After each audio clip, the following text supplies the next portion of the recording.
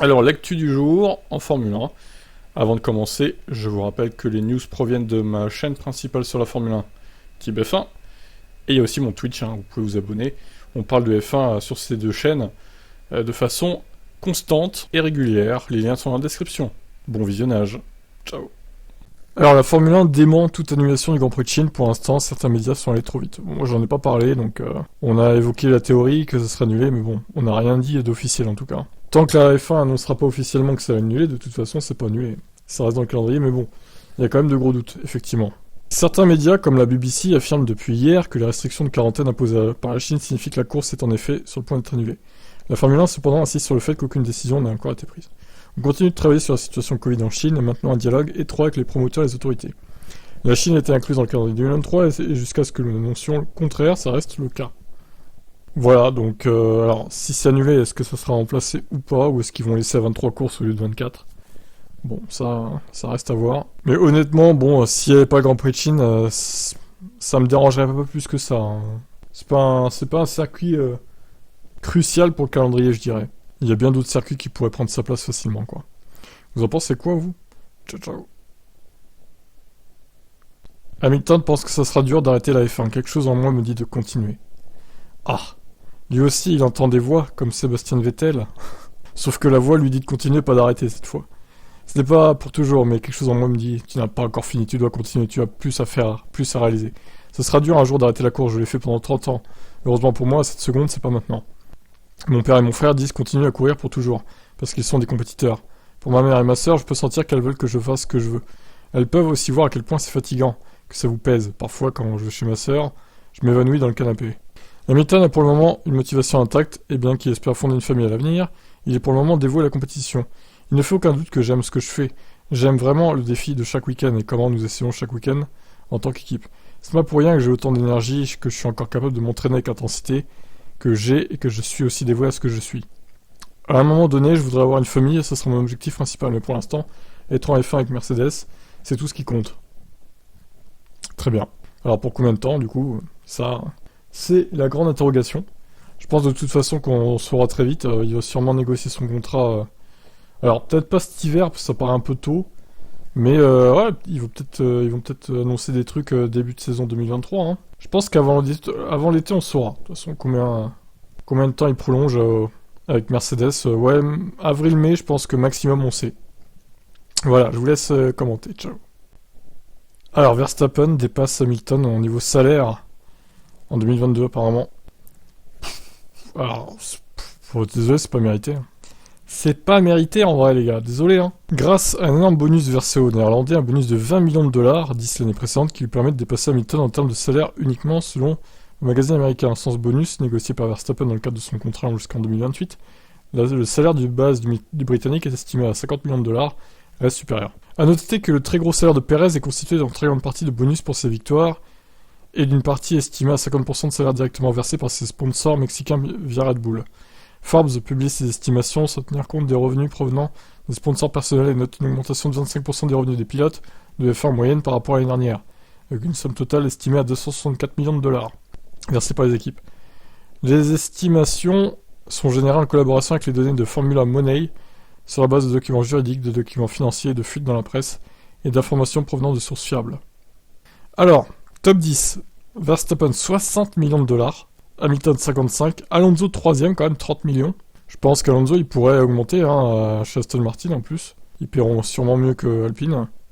Perez 26, 23 pour Charles Leclerc, Vettel a gagné 17 millions pour sa dernière saison, tout comme Ricciardo. Ricciardo a gagné plus que Norris alors que bon, niveau résultat voilà quoi.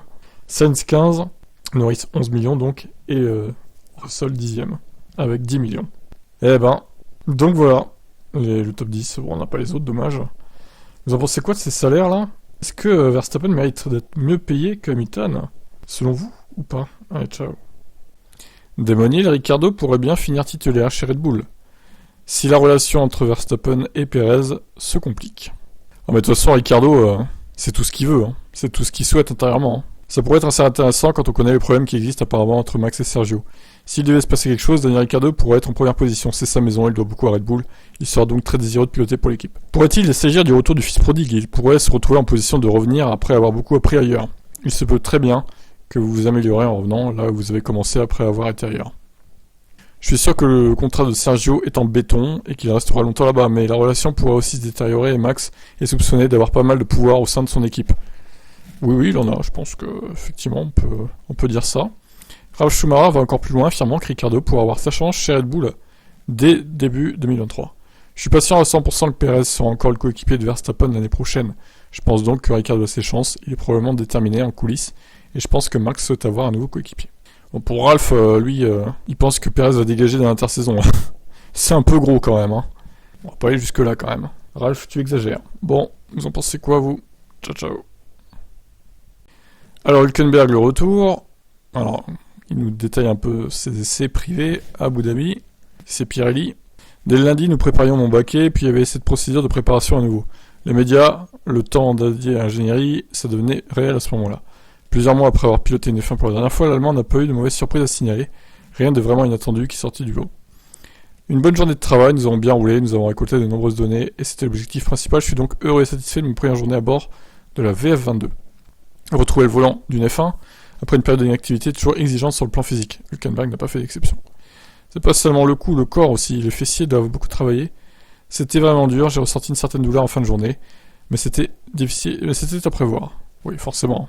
Moins d'entraînement égale douleur. En fait, je pense m'être mieux débrouillé que prévu, pour être honnête. C'est un bon sentiment de retrouver l'intensité de ces voitures, ajouter à ça une course et de la compétition, et c'est encore une autre histoire. J'ai un plan, je sais ce que j'ai à faire. Bon, il va s'entraîner tout l'hiver, hein, finalement. C'est ça l'idée. Voilà pour Nico Hülkenberg, on verra ce qu'il donne face à Magnussen l'an prochain. Mercedes, Red Bull souffrira avec 37% de tests aéro en moins, reste à savoir à quel point. En effet, ayant remporté le championnat, Red Bull aura 30% de temps de développement en moins sur la base 100. Une équipe qui finit 7ème du championnat soit Aston Martin. Et oui, donc Aston Martin aura 100%. Fernando se frotte les mains. Sans oublier les 10% en plus suite à la pénalité pour infraction du budget plafonné en 2021. Ça l'amène à 37% de temps en moins. Ferrari aura 25% de temps en moins, Mercedes 20, Alpine 15, McLaren 10, Alpha 5, Haas, AlphaTauri et Williams seront respectivement 5, 10 et 15 en plus. Avec les budgets plafonnés, ça va être difficile de compenser ça, car vous ne pouvez pas vraiment investir plus ailleurs. Avec ces réglementations aérodynamiques et la pénalité qu'ils ont subie, ça peut avoir un gros effet sur eux. Ils ont une bonne base, ils peuvent la faire évoluer encore, mais avec de telles restrictions, vous ne pouvez pas faire trop d'essais, surtout trop vous tromper. C'est pourquoi des équipes plus en retrait comme Ferrari, nous peuvent vraiment faire un grand saut en avant, sans parler des équipes juste derrière nous. C'est aussi la raison pour laquelle nous verrons des championnats beaucoup plus serrés à l'avenir, car si vous êtes dernier, vous avez 45% de plus que le premier. Donc c'est clairement un avantage que nous devons utiliser. Est-il certain que nous pouvons bien l'utiliser, c'est la question. Red Bull a une brillante équipe. Toto, à toi de faire le boulot, à ton équipe de faire le boulot. On compte sur vous, évidemment. Mais bon, vous inquiétez pas, ils vont pas perdre 5 dixièmes au tour, comme dit Horner. Il avait fumé ce jour-là, lui. Allez, ciao. La F1 et les réseaux sociaux, 20% des posts sur Verstappen sont toxiques. Alors, 20%, je m'attendais à pire, honnêtement. C'est pas si énorme, Ça fait 2 sur 10, c'est pas énorme, Une étude a examiné 300 000 messages liés à la Formule 1. Alors, qu'est-ce qu'ils appellent toxique? Est-ce qu'ils vont le définir dans l'article? Ce serait pas mal. L'étude a examiné près de 300 000 messages. Parmi ceux-ci, environ 9% étaient offensants ou haineux. 7500 messages ont été étiquetés à risque par l'étude, ce qui signifie qu'il y avait par exemple des menaces concrètes et ou ciblées dans le message. De tous les pilotes, Verstappen est celui qui en a le plus fait les frais, jusqu'à un message sur 5 à destination où à propos du néerlandais était toxique, dont 9% dans la catégorie à risque. Parmi les équipes, Red Bull a reçu plus de haine. 14% des messages à destination ou à propos de l'équipe étaient toxiques et 4% à risque. Hamilton et Mercedes sont aussi victimes de ça, mais 3 fois moins en moyenne que leurs rivaux. C'est étonnant. Est-ce que Lewis Hamilton serait un pilote moins toxique que Max Verstappen? Peut-être, non? Chez Ferrari, c'est surtout l'équipe qui est attaquée plus que les pilotes. C'est sûr, ça m'étonne pas.